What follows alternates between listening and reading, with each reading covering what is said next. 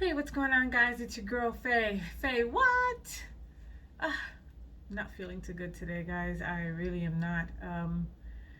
As you guys probably have already heard, Ruth Bader Ginsburg has passed away at the age of 87. And as a Latina gay woman, I am fearful.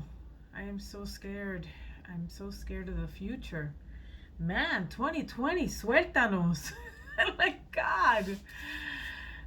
So, RBG, or how they used to. I don't know if you guys had seen that book or read that book, The Notorious RBG. Oh my God, what a great cover with her with the little crown.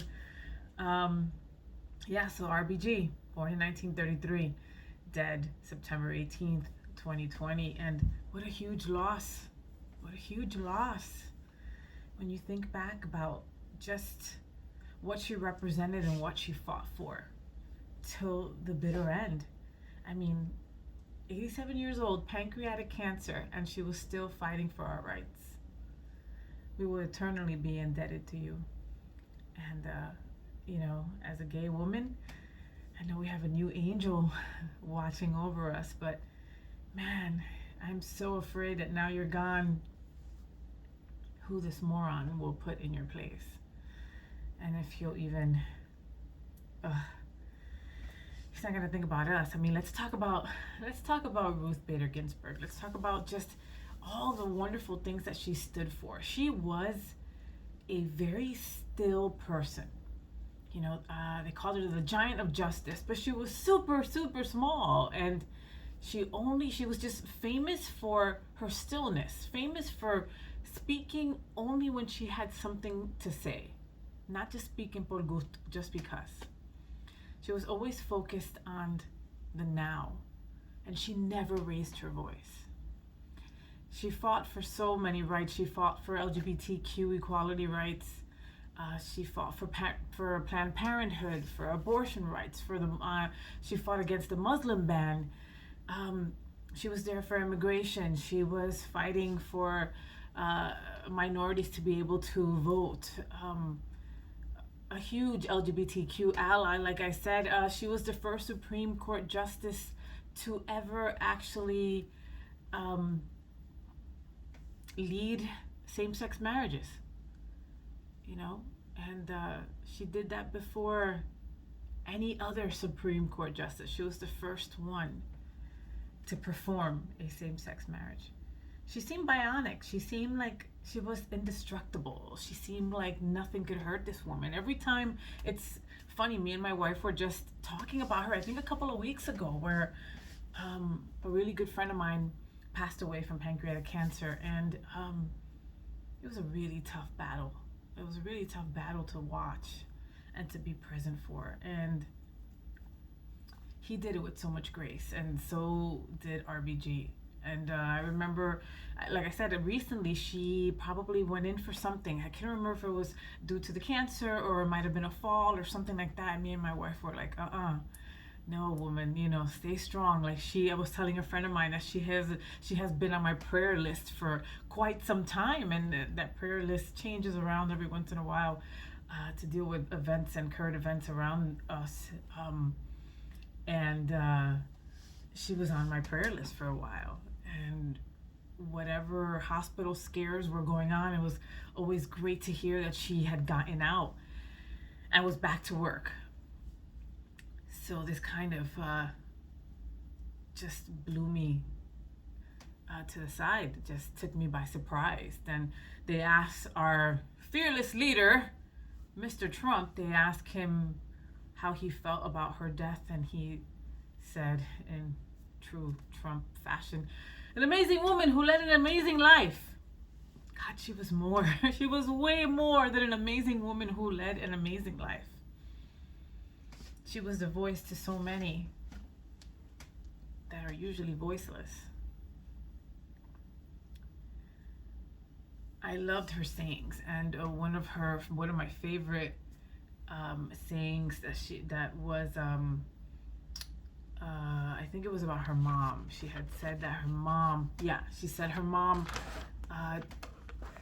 my mother told me to be a lady. My mother told me to be a lady, and to her that meant be your own person and be independent. Ah, God, that's wonderful. That's words that I would tell my daughter, you know? I fear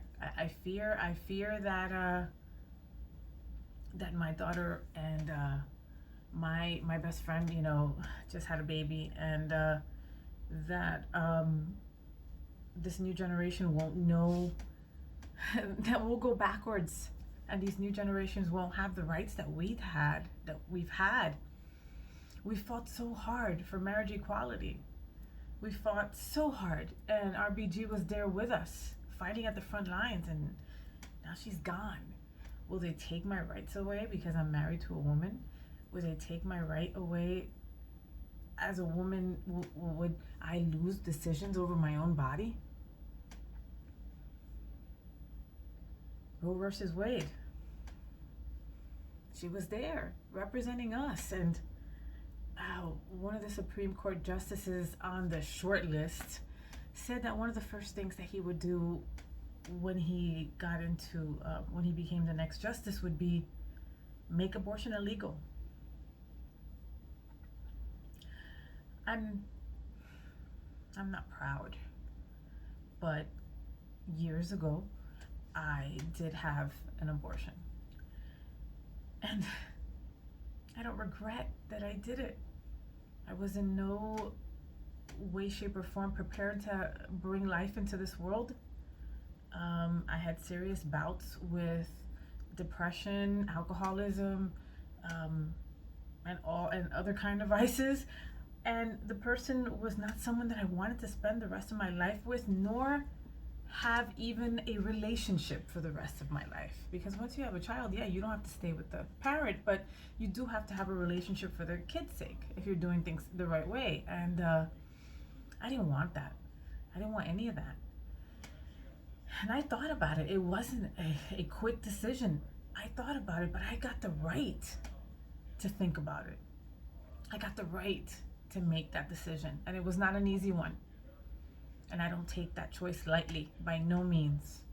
You can have your own thoughts and your own opinions on abortion and a woman's right to choose. I can just tell you my story. I can't imagine that the possibility is there that somebody can come in and overturn that. It scares me. I am a fearful Latina gay woman today. September 18th, 2020. 2020's got to finish, man. How much more? What more can you do? You got a couple more hurricanes? You know, gonna give us another plague? Like, what are you gonna do, 2020? You know, the NPR put out a statement because, again, this woman worked to her dying day. This woman had our backs no matter what.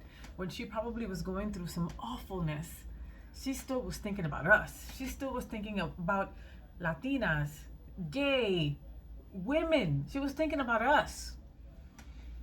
She told NPR, it doesn't state when, but she said, "My most fervent wish is that I will not be replaced until a new president is installed."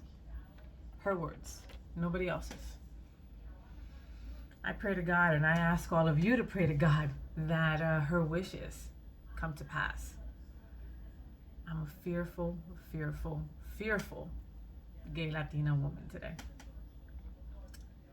So let's all come together in some way, shape, or form and understand the loss, mourn the passing, celebrate her life and all the wonderful things she did for many, and hope that she can watch over us in some way, shape, or form from up above. Sonia Sotomayor, Sonia, you're gonna have to hold down. Can we clone you? Tough times, crazy times, but right, we'll get through it. We'll get through it. Another one of my favorite RBG sayings is, so often in life, things that you regard as an impediment turn out to be great. Good fortune. She said that back in 2012. Well, I sure hope so, honey. I sure hope so. All right, guys. Well, thank you so much for letting me vent. It's like 1 in the morning, and I just had to say something. But we're all in this together, and take care of each other. Make sure that you subscribe to the channel today, and tell your friends, and get out there and vote. Get out there and vote. There's not too much time left, and wear a mask. We're in this together. All right, don't forget, kindness is cool. Take care of each other, and I will catch you guys on the next FayWhat. FayWhat!